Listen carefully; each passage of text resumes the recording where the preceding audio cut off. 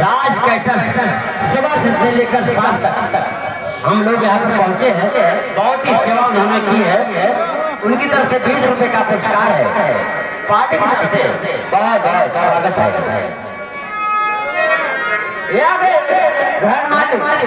घर मालिक बाबू का कहना है जो संगीत बोली गई है वही बोली जाएगी और जिसको देखना है देख नहीं जा सकता है। ये किस में का पुरस्कार है पानी भेंट गुलाब का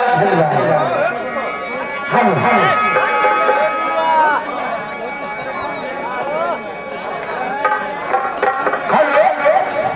हेलो हेलो हाँ जीजा जी आइए। हाँ जा रहे हैं इधर आगे। आप है मानिए जनार्दन मौर्य। आप है मानिए जनार्दन मौर्य दीवान जी की तरफ से 101 रुपए का पुरस्कार मिला है। वो छोटी सी बच्ची के ऊपर डांस के ऊपर खुश होकर प्रिया पार्टी की तरफ स्वागत है। हेलो हेलो बोलो क्या कर रहे हो? इस समय हम लखनऊ में दीवान साहब को पढ़ा रहे हैं।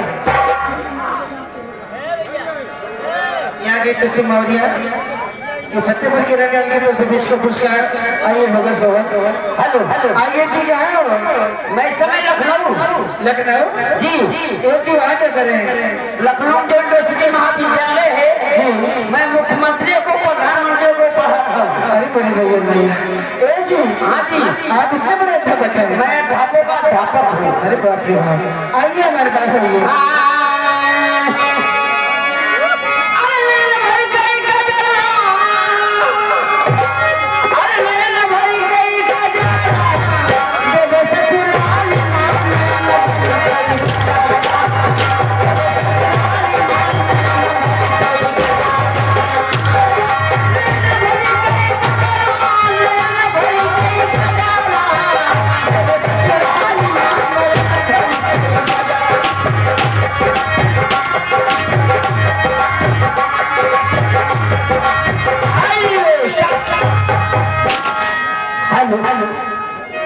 हेलो हेलो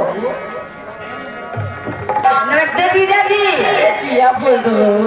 अगर करती हो नमस्ते तो तुम्हारी आवाज सुन के ये बंदा मोटरकार हो गया, समझ लो कि तुम्हारा हमारा नमस्कार हो गया। ए हमारे बेटवा, अरे दिया मेरी माई, ए जी यहाँ आओ। क्या है ये बताओ काहे बुलाई है? ये बताओ, कुछ नजर आया? मैं बच्चों को कोचिंग पढ़ा रहा था, कोई मैं डिस्टर्ब कहीं हूँ। कोचिंग पढ़ाते हो? हाँ हाँ तो पढ़ाइए। आइए इधर आइए। मेरी फुलटुई क्या पढ़ोगी, हिंदी की अंग्रेजी?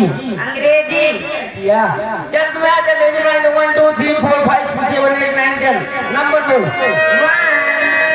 इधर है वन, इधर है वन, ओ खोल के लाल दिखाओ तन, अब तो बोले से अरे मुझे तो तू भाग रखो, और कसिया पन पहिया रखो।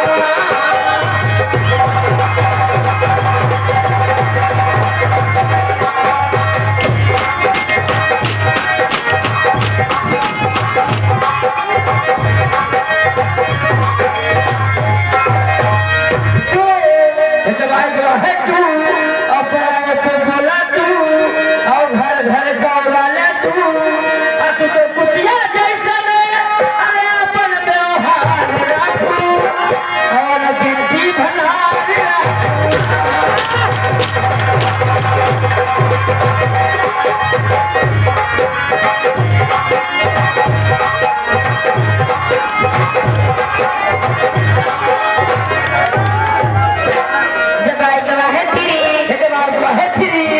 और तू है अपने घर में फिरी, और तू है ले जा रही गाँव में मिस्त्री। हाँ ये बताओ, मिस्त्री ले जाके क्या करेंगे? ले दिए मरिए गए है ना। तो ये कौन गाँव हो भैया? इटौरा। यही प्रधान नरेंद्र खोलाए थे। हाँ। वही मेरे गाँव में बैठा कर खिसस नहीं है।